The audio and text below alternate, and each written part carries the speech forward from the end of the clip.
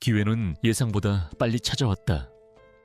어느 날 저녁, 태우는 심각한 표정으로 한 통의 전화를 받았다. 그는 잠시 서연의 눈치를 살피더니 대화 내용을 들키지 않으려는 듯 노트북을 둔 채 서재와 연결된 테라스로 나갔다. 유리문이 닫히는 순간 서연의 심장이 거세게 뛰기 시작했다. 그녀에게 주어진 시간은 길지 않았다. 그녀는 소파에서 일어나 최대한 자연스럽게 서재로 향했다. 마치 물을 마시러 가는 것처럼 그녀는 테이블 밑으로 민준의 작은 손을 가만히 잡았다. 지난 몇 주간 그녀와 아이 사이에는 말없이도 통하는 미묘한 유대감이 형성되어 있었다. 아이는 그녀의 신호를 이해한 듯 작은 눈을 깜빡였다. 서연은 태우를 향해 최대한 애처로운 목소리로 말했다. 나 따뜻한 우유 좀 마시면 안 될까? 속이 너무 울렁거려서. 태우가 그녀를 위해 우유를 주문하러 잠시 자리에서 일어서는 순간 작전이 시작되었다. 그녀는 몸을 일으키려 했지만 지끈거리는 두통과 함께 온몸의 근육이 비명을 질렀다. 결국 그녀는 다시 부드러운 침대 위로 쓰러지듯 누울 수밖에 없었다. 주변을 둘러보았다. 하얀색 벽, 하얀색 시트, 그리고 팔에 꽂힌 링거 주사. 모든 것이 이곳이 병원이라는 사실을 명백하게 가리키고 있었다. 하지만 그뿐이었다. 그녀의 기억은 그 어떤 단서도 제공하지 않았다. 거울처럼 맑고 투명한 공허함만이 그녀의 의식을 지배하고 있었다. 서연은 일부러 테이블 위의 물컵을 자기 쪽으로 슬쩍 밀었다. 동시에 민준이가 큰 소리로 울음을 터뜨리며 의자 밑으로 굴러들어간 장난감 자동차를 찾아달라고 떼를 쓰기 시작했다. 태우가 뒤를 돌아보는 순간 서연은 팔꿈치로 물컵을 쳐서 그의 바지에 물을 쏟았다. 어머, 미안해요. 그녀의 외침과 아이의 울음소리, 물에 젖은 바지까지. 순식간에 벌어진 혼란에 태우는 잠시 이성을 잃었다. 그가 욕설을 내뱉으며 화장실로 달려간 그 찰나의 순간을 서연은 놓치지 않았다. 바로 그때 병실 문이 조용히 열렸다. 말쑥한 정장 차림의 남자가 안으로 들어섰다. 그는 훤칠한 키에 다정한 눈빛을 가진 누가 보아도 호감을 느낄 만한 외모의 소유자였다. 남자는 침대 위에서 눈을 뜬 서연을 발견하고는 놀라움과 안도감이 뒤섞인 표정을 지었다. 그는 성큼성큼 다가와 그녀의 침대맡에 섰다. 그의 얼굴에는 깊은 걱정과 피로의 흔적이 어려 있었다. 그녀는 옆 테이블에 앉아있던 대학생에게 다가가 두통이 너무 심해 약국 위치를 검색해야 한다며 잠시 태블릿 PC를 빌렸다. 학생은 의심 없이 태블릿을 건네주었다. 그녀의 손가락은 보이지 않을 정도로 빠르게 움직였다. 검색창에 프로젝트 키메라를 입력했다. 대부분이 신화 속 괴물에 대한 정보였지만 그녀는 끈질기게 스크롤을 내렸다. 그리고 마침내 암호처럼 보이는 몇 개의 단어가 포함된 작은 블로그 게시물을 발견했다. 비윤리적 생체 실험, 내부 고발자 실종, 그리고 태아그룹, 서연아. 드디어 눈을 떴구나. 정말 다행이야.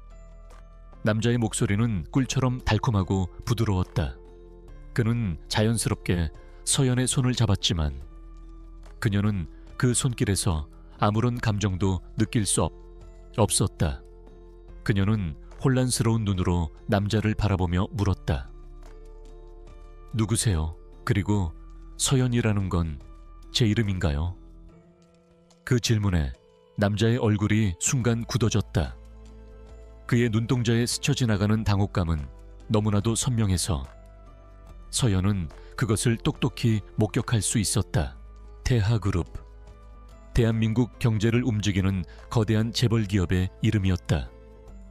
그녀는 심장이 차갑게 식는 것을 느끼며 태하그룹을 검색했다. 화면 가득 수많은 기사와 정보가 쏟아져 나왔다. 그리고 그 중심에는 그룹을 이끄는 최진혁 회장의 사진이 있었다. 강렬한 눈빛, 오만함이 가득한 인매. 그 얼굴을 보는 순간 서연의 뇌리에 깨진 유리 조각처럼 날카로운 이미지가 스쳐 지나갔다. 작전 브리핑 자료 위에서 보았던 바로 그 얼굴이었다. 남자는 곧 평정을 되찾고 더욱 안타까운 표정으로 그녀를 바라보았다. 그는 자신을 강태우라고 소개하며 그녀의 남편이라고 했다. 며칠 전 빗길에 차가 미끄러지는 교통사고가 있었고 그 충격으로 그녀가 기억을 잃었다는 것이 그의 설명이었다. 그의 말은 논리적으로는 들어맞았지만 서연의 가슴속에서는 그 어떤 울림도 만들어내지 못했다. 그녀에게 그는 그저 처음 보는 낯선 남자일 뿐이었다. 한편 태아그룹 본사 최진혁 회장의 집무실에서는 무거운 침묵이 흐르고 있었다. 최진혁은 강태우로부터 온 보고를 받으며 미간을 찌푸렸다. 대상이 최근 들어 불안 증세가 심해졌다고. 뭔가 이상한 낌새는 없었나. 그의 목소리는 얼음처럼 차가웠다. 태우는 카페에서 있었던 소동을 보고하며 단순한 해프닝이었던 것 같다고 말했지만 최진혁의 생각은 달랐다. 기억을 잃은 여자라고 얕보지 마. 그 여자는 보통 내기가 아니야. 감시를 배로 늘려. 그리고 만약 조금이라도 기억을 되찾는 기미가 보인다면 즉시 처리해. 남편이라고요. 하지만 저는 당신에 대한 기억이 전혀 없어요. 아무것도요. 서연의 목소리는 미세하게 떨리고 있었다. 그녀는 자신의 목소리마저 낯설게 느껴졌다. 태우는 슬픈 미소를 지으며 그녀의 머리카락을 부드럽게 쓸어 넘겼다. 괜찮아. 서연아. 의사 선생님도 시간이 지나면 기억이 돌아올 수 있다고 했어. 중요한 건 당신이 무사히 깨어났다는 거야. 그거면 충분해. 그의 위로는 너무나도 완벽해서 오히려 비현실적으로 들렸다. 카페에서 돌아오는 차 안의 공기는 무겁게 가라앉아 있었다.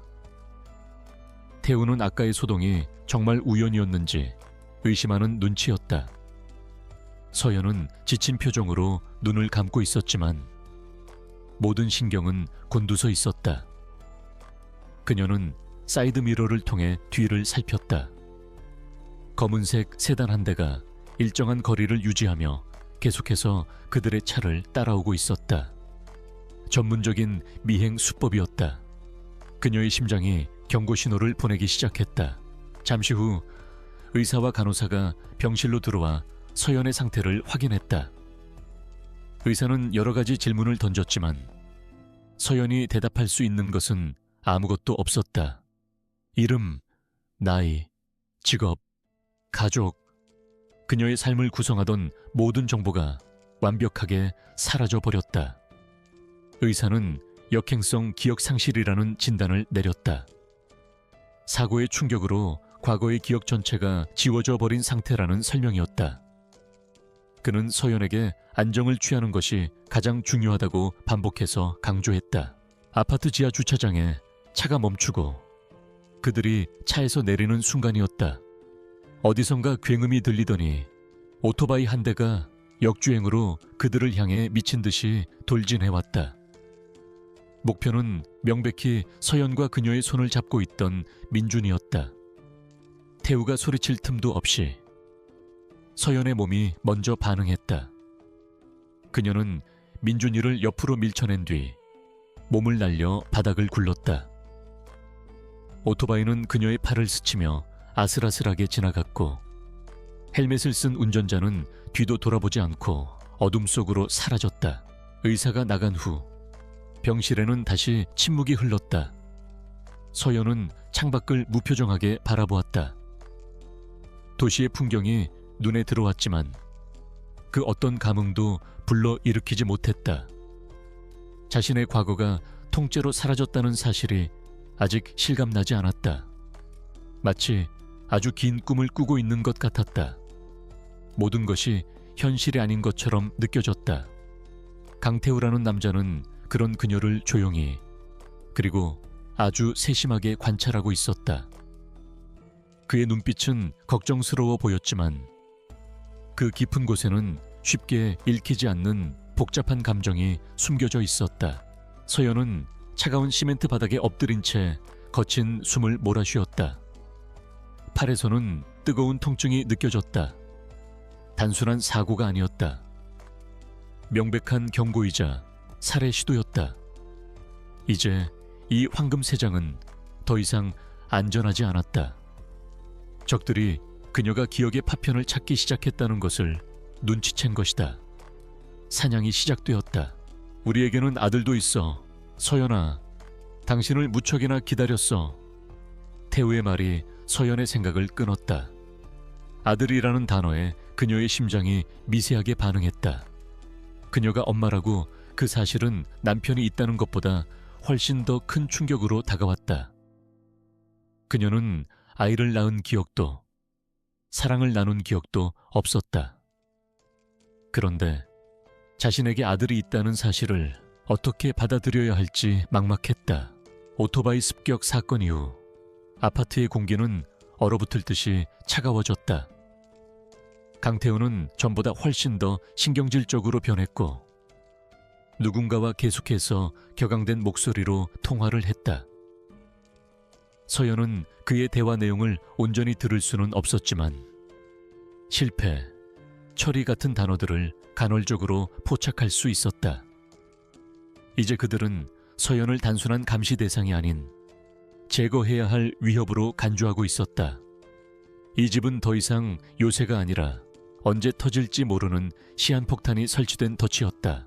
태우는 마치 그녀의 혼란을 읽기라도 한 듯 잠시 밖으로 나갔다가 작은 아이의 손을 잡고 다시 들어왔다. 대여섯 살쯤 되어 보이는 남자아이였다. 아이는 커다랗고 까만 눈망울로 겁먹은 듯 서연을 바라보고 있었다. 아이의 얼굴에는 불안감과 기대감이 동시에 서려 있었다. 태우가 아이의 등을 부드럽게 밀어주며 속삭였다. 민준아, 엄마한테 인사해야지. 엄마가 오랫동안 아팠어. 그녀는 탈출을 결심했다. 더 이상 지체할 시간이 없었다. 그녀의 유일한 희망은 노트북에서 보았던 그 암호 같은 문자열이었다. 인사동 아리랑 서점, 매주 수요일 오후 2시. 갈색 가죽 표지에 죄와 벌, 328페이지. 그것은 단순한 메모가 아니었다. 기억을 잃을 경우를 대비해 과거에 자신이 남겨둔 비상 연락망임이 틀림없었다. 오늘은 화요일이었다. 그녀에게는 하루의 시간밖에 남지 않았다. 그녀는 겁에 질려 자신에게 꼭 붙어있는 민준이의 머리를 쓰다듬었다. 이 아이도 함께 데리고 나가야 했다. 아이는 주저하며 한 걸음씩 침대 쪽으로 다가왔다. 아이의 작은 발걸음 소리가 서연의 심장을 무겁게 짓눌렀다. 아이는 침대 바로 앞에서 멈춰 서서 금방이라도 울음이 터져 나올 것 같은 얼굴로 그녀를 올려다보았다. 그리고 아주 작은 목소리로 하지만 분명하게 말했다. 엄마. 그 한마디가 병실의 공기를 가르는 순간 서연은 온몸의 피가 차갑게 식는 것을 느꼈다. 탈출 계획은 대담하고 위험해야 했다. 다음 날 아침 태우가 잠시 서재에 들어간 틈을 타 서연은 주방으로 향했다. 그녀는 토스터의 전선을 일부러 손상시킨 뒤 젖은 행주를 그 위에 올려두었다. 그리고 태연하게 아침 식사를 준비하는 척했다. 잠시 후 태우가 거실로 나왔을 때 그녀는 그에게 빵을 토스터에 넣어달라고 부탁했다. 그가 무심코 토스터의 작동 버튼을 누르는 순간 과부하가 걸린 전기 회로에서 스파크가 튀며 집안의 화재 경보기가 미친 듯이 울리기 시작했다. 소독약 냄새가 코를 찔렀다. 희미하게 울리는 기계음이 고막을 단조롭게 두드렸고 눈을 뜨자마자 시야를 가득 채운 것은 순백의 천장이었다. 한서연은 자신이 누구인지 왜 이곳에 누워있는지 전혀 알 수 없었다. 머릿속은 마치 폭풍이 휩쓸고 간 폐허처럼 텅 비어 있었다. 그녀는 천천히 손을 들어 올렸다. 가늘고 긴 손가락, 창백한 피부. 하지만 그 손은 너무나도 낯설었다. 마치 다른 사람의 신체를 빌려 쓰고 있는 듯한 기이한 위화감이 온몸을 감쌌다. 불이야. 그녀는 비명을 지르며 민준이를 품에 안았다. 아파트는 순식간에 아수라장이 되었다. 경보음과 함께 천장에서 스프링클러가 터져나와 물을 쏟아냈다. 태우는 당황하여 허둥지둥 불을 끄려 했지만 서연은 그 틈을 놓치지 않았다. 그녀는 먼저 나가 있을게요 라고 외치며 민준이를 데리고 현관문으로 달려나갔다. 복대는 놀란 주민들이 뒤엉켜 있었고 그 혼란은 그녀에게 완벽한 위장막이 되어주었다. 그녀는 비상계단을 이용해 미친 듯이 아래로 달려 내려갔다. 모성애라는 본능적인 감정이 솟아나야 할 그 순간 서연의 마음속에서 움직인 것은 아무것도 없었다. 텅 빈 공허함, 그리고 깊이를 알 수 없는 냉담함 뿐이었다. 그녀는 눈앞의 아이가 너무나도 낯설었다. 아이의 슬픈 눈동자를 마주하고 있으면서도 그녀는 마치 잘자인 연극을 관람하는 관객이 된 듯한 기분이었다. 아이의 슬픔도 자신의 역할도 그 무엇 하나 현실로 와닿지 않았다. 건물을 빠져나온 그녀는 뒤도 돌아보지 않고 뛰었다. 돈도 신분증도 없었다. 가진 것이라고는 입고 있는 옷과 아이, 그리고 머릿속의 주소뿐이었다. 그녀는 행인들의 시선을 피하며 뒷골목으로 몸을 숨겼다. 다행히 태아그룹의 감시망은 아직 아파트 주변에 집중되어 있는 듯했다. 그녀는 지하철역으로 들어가 감시 카메라를 피해가며 몇 번의 환승을 거친 끝에 약속 시간보다 1시간 이른 오후 1시경 인사동에 도착할 수 있었다. 태우는 다정한 목소리로 말했다. 서연아, 민준이 좀 안아줘. 아이가 당신을 얼마나 보고 싶어 했는지 몰라. 그의 말은 부드러운 명령처럼 들렸다. 서연은 잠시 망설였다. 그녀는 어떻게 행동해야 할지 몰랐다. 엄마라면 당연히 아이를 품에 안고 눈물을 흘리며 기뻐해야 할 것이다. 하지만 그녀는 그런 감정을 연기할 자신조차 없었다. 그녀의 내면은 메마른 사막과도 같았다. 아리랑 서점은 시간이 멈춘 듯. 단, 낡고 조용한 공간이었다. 서연은 민준이의 손을 잡고 안으로 들어갔다. 그녀는 러시아 문학 코너로 가서 죄와 벌을 찾아들었다. 심장이 격렬하게 뛰었다. 그녀는 책의 3제 28페이지를 펼쳤다. 그곳에는 아무것도 적혀 있지 않았다. 잠시 실망감이 밀려왔지만 그녀는 과거의 자신이 그렇게 허술한 흔적을 남겼을 리 없다고 생각했다. 그녀는 페이지의 질감을 손가락 끝으로 세심하게 더듬었다. 그리고 마침내 아주 미세하게 덧대어진 얇은 종이의 감촉을 느꼈다. 하지만 아이의 눈에서 결국 눈물 한 방울이 또르르 굴러떨어지는 것을 본 순간 서연은 기계적으로 팔을 뻗었다. 그녀는 작은 아이를 품에 안았다. 아이의 몸은 가늘고 따뜻했다. 아이는 그녀의 품에 안기자 참았던 울음을 터뜨리며 그녀의 어깨에 얼굴을 묻었다. 아이의 뜨거운 눈물이 그녀의 환자복을 적셨지만 서연은 여전히 그 어떤 감정의 동요도 느낄 수 없었다. 그녀가 막 그 종이를 떼어내려는 순간 누군가 그녀의 어깨를 가볍게 두드렸다. 돌아보자 날카로운 눈매를 가진 중년의 남자가 서 있었다. 그의 얼굴은 낯설었지만 그를 보는 순간 서연의 머릿속에서 강렬한 통증과 함께 어떤 목소리가 울려 퍼졌다. 서연아, 반드시 임무를 완수해야 한다. 남자는 그녀와 민준이를 번갈아 보더니 낮은 목소리로 말했다. 살아있었군. 한서연 요원. 지금부터 나를 따라와. 그녀는 그저 아이의 작은 등을 토닥여줄 뿐이었다. 아무런 의미 없는 기계적인 움직임이었다.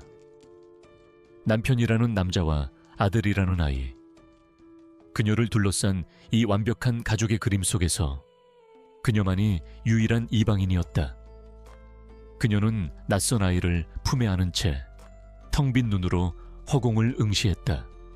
이 모든 것이 거대한 거짓말처럼 느껴졌다. 그리고 그 거짓의 중심에 자신이 서 있다는 끔찍한 예감이 그녀의 등골을 서늘하게 만들었다. 남자는 그녀를 서점 뒤편의 작은 찻집으로 이끌었다. 그곳은 외부와 철저히 차단된 안전가옥이었다. 남자는 자신을 NIS 해외정보팀 소속 김 부장이라고 소개했다. 그는 서연이 교통사고로 위장된 공격을 받고 순직한 것으로 보고받았다고 했다. 그의 얼굴에는 안도감과 착잡함이 뒤섞여 있었다. 그는 서연에게 모든 진실을 털어놓기 시작했다.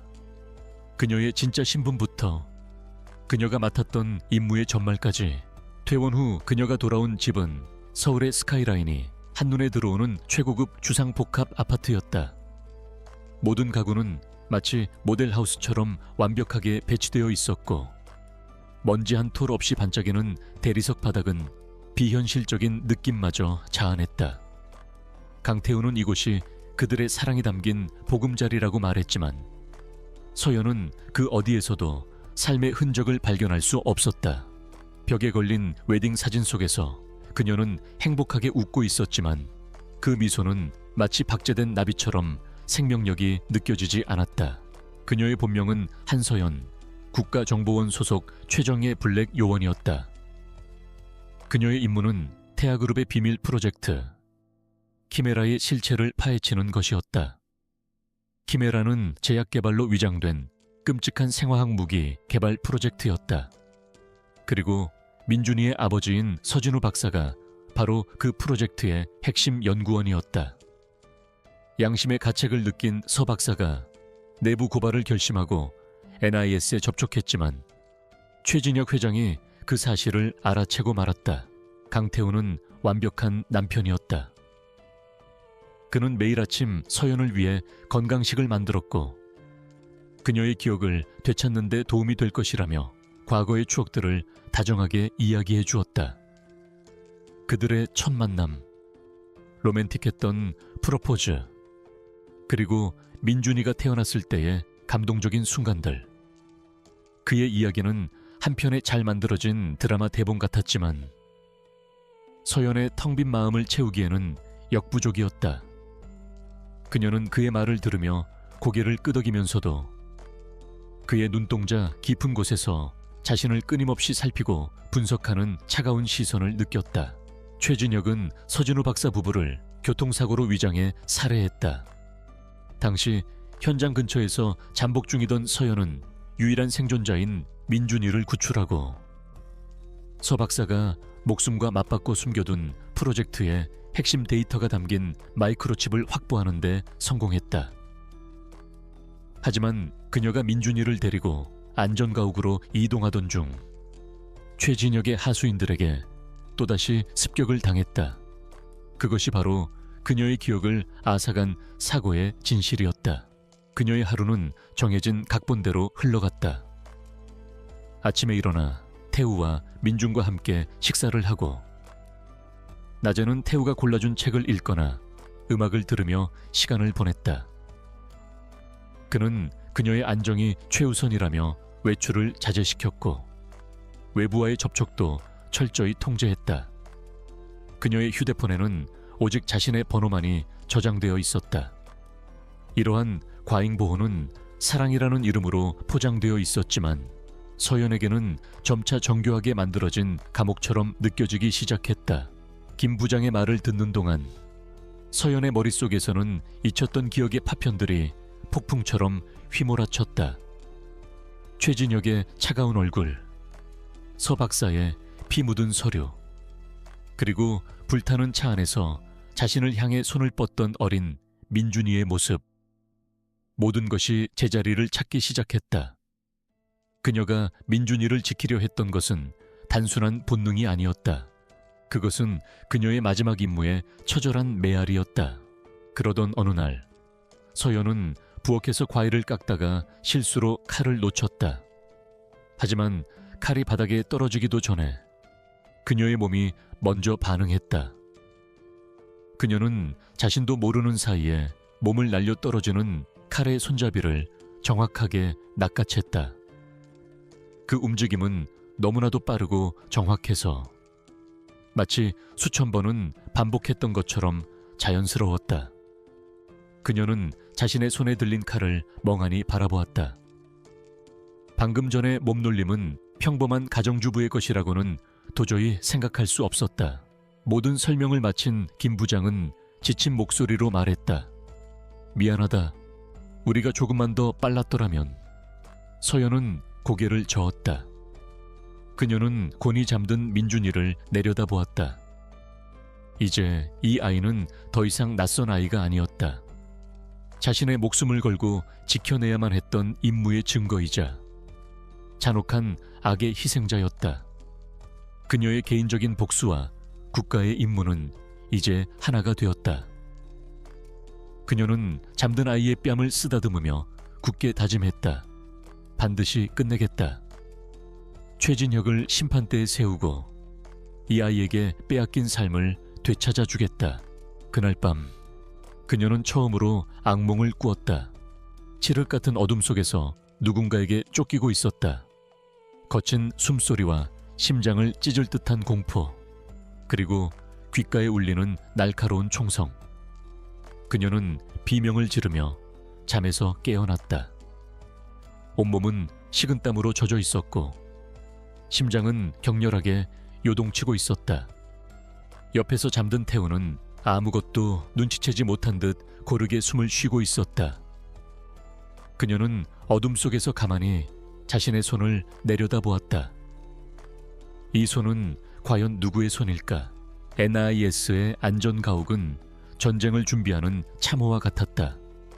벽에는 태아그룹 창립 50주년 기념 파티가 열릴 호텔의 도면과 감시 카메라 위치, 예상 경우 인력 배치도까지 빽빽하게 붙어 있었다. 한서연은 더 이상 혼란에 빠진 기억상실 환자가 아니었다. 그녀의 눈빛은 예리한 칼날처럼 빛났고 잠들어 있던 모든 감각과 전략적 사고가 완벽하게 되살아나고 있었다. 기억의 공백은 여전히 존재했지만 임무를 완수해야 한다는 목표의식이 그 모든 것을 압도했다. 그녀의 삶에 유일한 현실감을 부여하는 존재는 아이러니하게도 아들이라고 불리는 아이, 민준이었다. 민준이는 말이 없는 아이였다. 아이는 대부분의 시간을 거실 구석에서 장난감을 가지고 놀거나 창밖을 하염없이 바라보며 보냈다. 아이의 커다란 눈망울에는 나이에 맞지 않는 깊은 슬픔과 경계심이 담겨 있었다. 서연은 아이에게서 자신과 같은 종류의 이질감과 고독을 느꼈다. 그들은 같은 공간에 있었지만 서로 다른 섬에 고립된 사람들 같았다. 어느 날 오후, 서연은 소파에 앉아 책을 읽는 척하며 민준이를 지켜보고 있었다. 아이는 로봇 장난감 2개를 들고 싸움을 붙이고 있었다. 하지만 아이의 입에서는 쾅이나 쨍 같은 효과음 대신 알아들을 수 없는 속삭임이 새어나왔다. 도망가야 해. 나쁜 아저씨가 오고 있어. 빨리 숨어. 그 말을 듣는 순간 서연은 심장이 쿵하고 내려앉는 것을 느꼈다. 아이의 놀이에는 아이답지 않은 절박함과 공포가 배어 있었다. 그날 이후 서연은 민준이를 더욱 세심하게 살피기 시작했다. 그녀는 아이에게 모성애를 느끼지는 못했지만 정체 모를 강한 보호 본능이 솟아나는 것을 느꼈다. 저 작고 연약한 존재를 반드시 지켜야만 한다는 설명할 수 없는 사명감이었다. 그녀는 잠든 아이의 머리를 쓸어주며 생각했다. 이 아이의 과거에는 대체 무슨 일이 있었던 걸까? 그리고 그 과거는 나의 잃어버린 기억과 어떤 관련이 있는 것일까? 작전 준비는 일사천리로 진행되었다. 기술팀은 서박사가 남긴 마이크로칩의 마지막 암호를 해독하는 데 성공했다. 그 안에는 프로젝트 키메라의 추악한 실체를 증명할 연구 일지와 실험 영상, 그리고 최진혁이 직접 살인을 지시하는 목소리가 담긴 녹음 파일까지 들어있었다. 그것은 그 자체로 핵폭탄과도 같은 증거였다. 서연은 과거 태아그룹에 잠입하기 위해 만들었던 위장 신분인 해외 투자 전문가 미셸 장의 이름으로 파티에 참석할 계획을 세웠다. 의심의 씨앗은 걷잡을 수 없이 자라나기 시작했다. 서연은 집안 구석구석을 몰래 살피기 시작했다. 그러다 서재에 있는 앨범들을 발견했다. 앨범에는 태우와 그녀, 그리고 민준이 함께 찍은 사진들이 가득했다. 하지만 사진 속의 그들은 너무나도 완벽해서 오히려 부자연스러웠다. 모든 사진이 전문 스튜디오에서 촬영한 것처럼 보였고, 일상의 자연스러운 순간을 포착한 사진은 단 한 장도 없었다. 마치 행복한 가족이라는 콘셉트를 위해 급조된 증거물들 같았다. 한편 강태우는 지옥 같은 시간을 보내고 있었다. 서연과 민준을 놓친 대가는 혹독했다. 최진혁은 전화기 너머로 그를 죽일 듯이 몰아붙였고, 만약 그들을 찾아내지 못하면 그의 목숨도 보장할 수 없다고 협박했다. 태우는 최진혁이라는 괴물의 잔인함을 누구보다 잘 알고 있었다. 그는 버려질 것이고, 그가 알던 모든 비밀과 함께 처리될 운명이었다. 바로 그때 그의 휴대폰으로 발신자 불명의 문자 메시지 한 통이 도착했다. 가라앉는 배와 함께할 필요는 없다. 마지막 기회다. 결정적인 균열은 그녀의 옷장에서 시작되었다. 어느 날 그녀는 계절이 지난 옷을 정리하기 위해 드레스룸 깊숙한 곳을 살폈다. 그곳에는 아직 태그도 떼지 않은 새 옷들이 가득했다. 마치 얼마 전에 급하게 사들인 것처럼 보였다. 만약 여기가 몇 년 동안 살아온 집이라면 당연히 낡고해진 옷들이나 유행이 지난 옷들이 있어야 마땅했다. 하지만 그녀의 옷장에는 오직 새 것처럼 보이는 옷들만이 존재했다. 모든 것이 완벽하게 새로웠다. 파티 당일 밤, 행사장은 대한민국의 모든 권력과 부가 한자리에 모인 듯 화려함의 극치를 이루고 있었다. 우아한 드레스 차림의 서연은 조금의 긴장감도 없이 당당하게 연회장으로 들어섰다.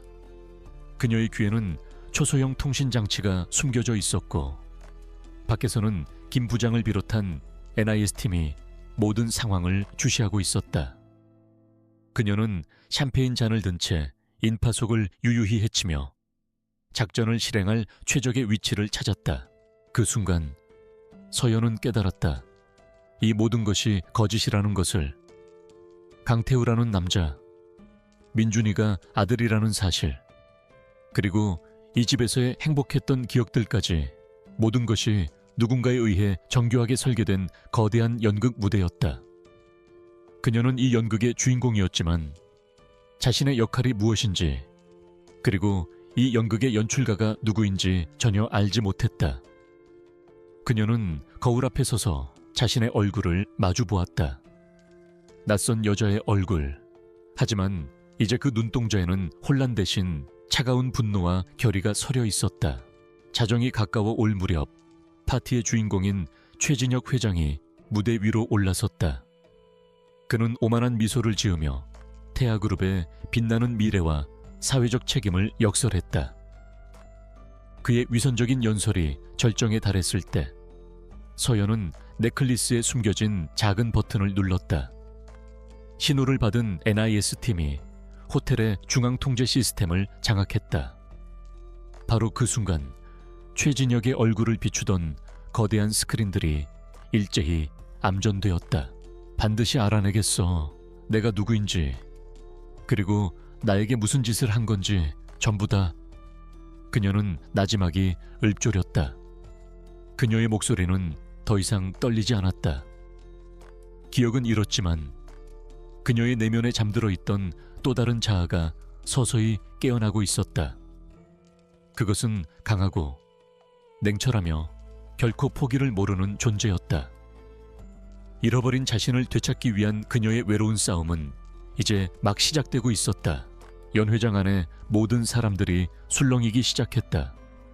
잠시 후 스크린이 다시 켜졌지만 화면에 나타난 것은 태아그룹의 로고가 아니었다. 끔찍한 비명을 지르며 발작하는 실험용 원숭이의 영상, 기밀문서로 가득한 연구 일지, 그리고 마침내 서진우 박사의 얼굴이 화면을 가득 채웠다. 저는 태아그룹의 비인간적인 생체무기 개발 프로젝트 키메라의 실체를 고발합니다. 그의 영상 편지가 울려 퍼지자 장내는 불을 끼얹은 듯 조용해졌다. 그녀의 하루는 이제 연기로 시작해서 연기로 끝났다. 아침에 눈을 뜨면 그녀는 여전히 모든 것이 혼란스럽다는 표정으로 강태우를 맞이했다. 기억을 찾고 싶어하는 간절함과 아무것도 떠오르지 않는 무력감을 교차해서 보여주며 그의 경계심을 서서히 허물어뜨렸다. 그녀는 이제 순진한 환자가 아니었다. 자신의 삶을 송두리째 훔쳐간 정체 모를 적들을 향해 칼을 숨긴 암살자였다. 그녀의 부드러운 미소 뒤에는 얼음장 같은 냉철함이 자리 잡고 있었다. 최진혁의 얼굴이 분노로 시뻘게 달아올랐다. 당장 저걸 당장 끄란 말이다. 그가 고함을 질렀지만 이미 늦었다. 서 박사의 증언에 이어 최진혁이 직접 살인을 지시하는 차가운 목소리가 연 회장 전체에 울려 퍼졌다. 모든 것이 폭로되었다. 파티는 순식간에 아비규환의 현장으로 변했다. 최진혁은 이성을 잃고 경호원들에게 소리쳤다. 한서연, 저 여자야, 당장 저 여자를 잡아. 강태우가 민준을 데리고 그들의 추억이 담긴 공원으로 산책을 나간 사이 집은 온전히 그녀의 차지가 되었다. 그녀는 더 이상 시간을 낭비하지 않았다. 그녀의 몸은 기억하고 있었다. 어떻게 하면 발소리를 죽일 수 있는지, 어디를 살펴야 숨겨진 장치를 찾을 수 있는지를. 그녀는 맨발로 대리석 바닥을 사뿐히 걸으며 집안의 모든 가구와 장식품들을 체계적으로 훑기 시작했다. 그녀의 손길은 전문가처럼 신중하고 민첩했다. 그의 손가락이 가리키는 곳에는 서연이 차가운 눈으로 그를 응시하며 서 있었다. 경호원들이 그녀에게 달려드는 바로 그 순간이었다. 누군가 그들의 앞을 막아섰다. 강태우였다. 그의 얼굴은 고뇌와 결심으로 창백했다. 그만둬. 이 모든 건 이제 끝났어. 그의 한마디는 경호원들을 주춤하게 만들었고 그 짧은 시간은 모든 것을 결정지었다.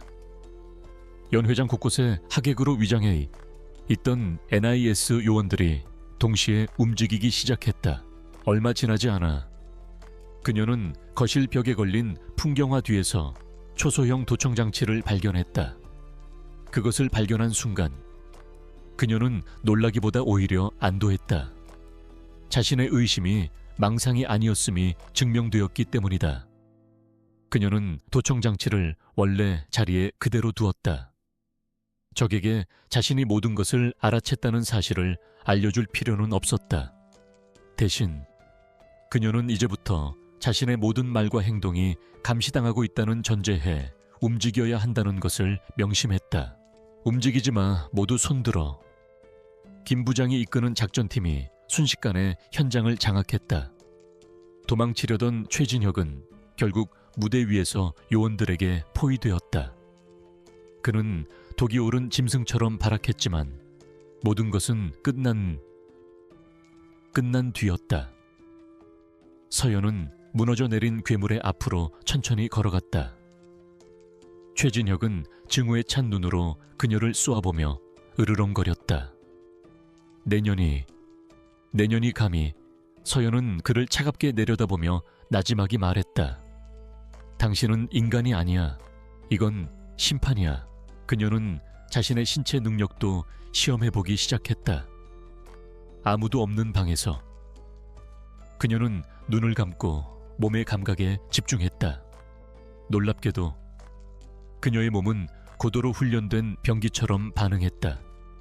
순식간에 몸의 중심을 낮춰 방어 자세를 취하거나 주변의 소리에 극도로 예민하게 반응하는 등 그녀의 잠재된 능력은 상상을 초월했다.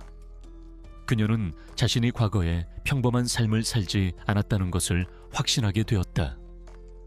이 몸에 밴 기술들은 생사를 넘나드는 환경 속에서만 얻을 수 있는 것들이었다. 호텔 밖은 수많은 경찰차와 방송국 카메라들로 거대한 불빛의 강을 이루고 있었다. 대한민국을 지배하던 거대 악의 제국이 전 국민이 지켜보는 앞에서 무너져 내리는 순간이었다. 수갑을 찬 최진혁이 형사들에게 끌려나가는 모습을 서연은 군중 속에서 조용히 지켜보고 있었다. 길고 길었던 싸움이 마침내 끝을 맺고 있었다. 그녀는 승리의 기쁨 대신 묵직한 안도감과 함께 깊은 피로를 느꼈다. 이제 남은 것은 한 아이에게 새로운 삶을 찾아주는 일뿐이었다. 정보를 얻기 위한 가장 확실한 통로는 강태우의 노트북이었다. 그는 매일 밤 서재에서 노트북으로 누군가와 연락을 주고받는 듯했다. 그 안에는 분명 이 모든 상황을 설명해줄 단서가 들어있을 터였다. 문제는 비밀번호였다. 그녀는 며칠 동안 어깨너머로 그의 손가락 움직임을 훔쳐보았지만 그의 타이핑 속도는 너무 빨라 정확한 패턴을 읽어낼 수 없었다. 그녀에게는 결정적인 기회가 필요했다. 태아그룹의 붕괴는 대한민국을 뒤흔든 거대한 태풍과 같았다. 최진혁 회장의 구속을 시작으로 정관계와 언론계에 깊숙이 뿌리내리고 있던 그의 검은 네트워크가 속수무책으로 뽑혀 나오기 시작했다. 연일 터져 나오는 뉴스들은 프로젝트 키메라의 추악한 실체와 그 뒤에 숨겨진 거대한 비리를 남김없이 파헤쳤다. 세상은 한순간에 나타나 거대 제국을 무너뜨린 유령 요원의 이야기에 열광했지만 그 폭풍의 눈이었던 한서연은 모든 소음으로부터 차단된 조용한 안개서 민준과 함께 시간을 보내고 있었다. 너무 위험해. 최진혁의 심장부로 걸어 들어가는 거나 마찬가지야. 김 부장은 걱정스러운 얼굴로 그녀를 말렸다. 하지만 서연의 의지는 단호했다. 그렇기 때문에 가야 합니다. 가장 화려한 무대 위에서 가장 많은 증인들 앞에서 그의 가면을 벗겨야만 합니다. 어설픈 법적 공방으로는 결코 그를 무너뜨릴 수 없습니다. 대중의 심판대 위에 세워야 해요. 그녀의 목소리에는 흔들림이 없었다. 그것은 복수심을 넘어선 정의를 향한 굳은 신념이었다. 모든 것이 끝나고 며칠 뒤 그녀는 구치소에서 강태우를 만났다.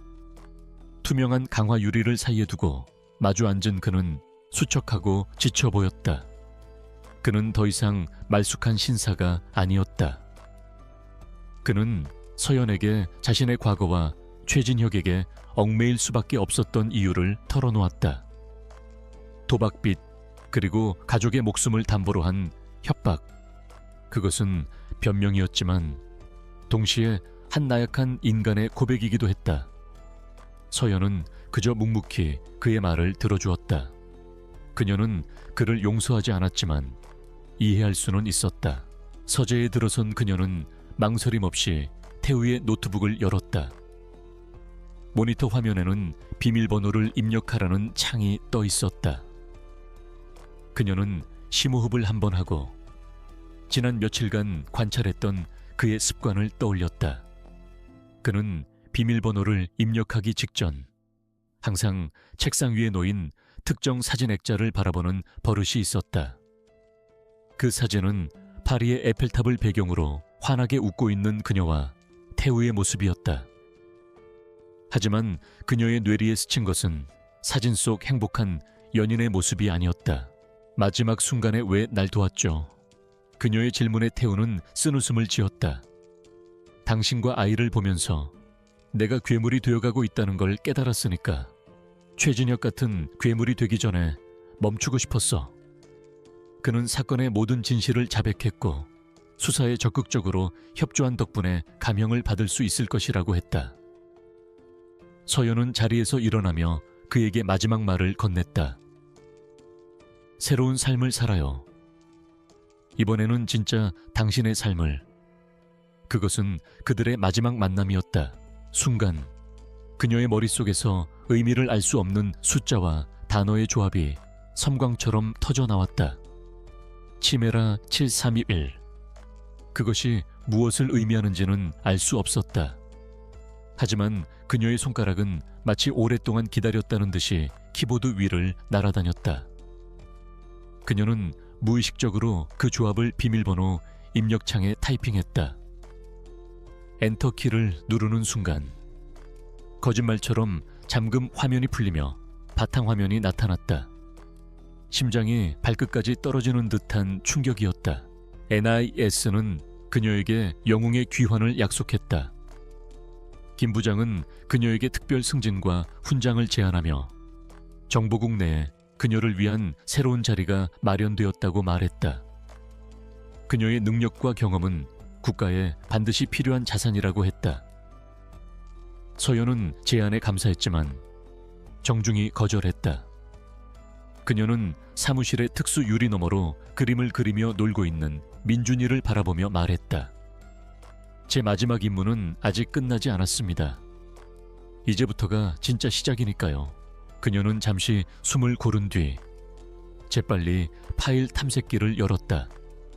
하지만 노트북의 하드드라이브에는 평범한 문서들과 사진들 뿐 특별한 정보는 보이지 않았다. 그녀는 포기하지 않고 시스템 깊숙한 곳을 파고들기 시작했다.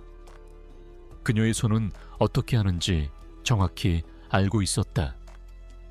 숨겨진 파티션을 찾아내고 보이지 않는 파일들을 표시하는 명령어들을 망설임 없이 입력했다. 그리고 마침내 그녀는 그것을 발견했다.